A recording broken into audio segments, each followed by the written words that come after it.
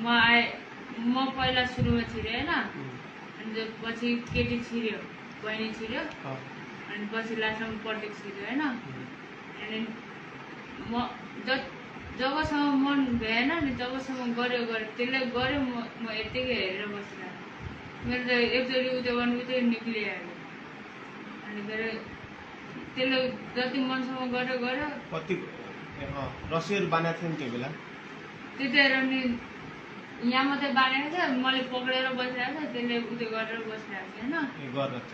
अनि के अरे जब त्यसको नि भयो नि, अनि त्यसले भने यसले त यो उठ्यो, बिहोसबाट उठ्यो भने नि यसले हामीलाई भनिदिन्छ, यसलाई बरु अन्त मार्दै भनेर अनि त्यो गयो, गाडी लिएर गयो।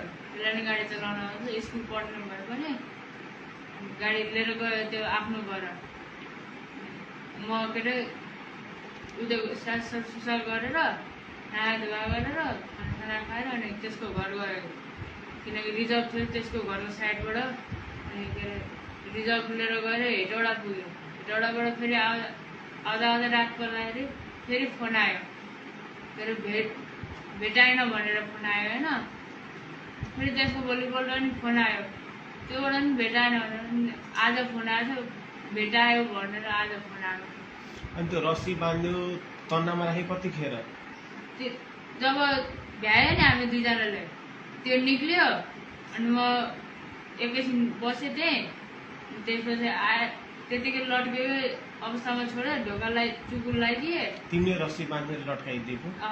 के अरे चुकुर लगाइदिएँ। त्यो रस्सी र तन्ना कसले लिएर आयो? तना र रस्सी त्यही थियो। त्यही नै थियो?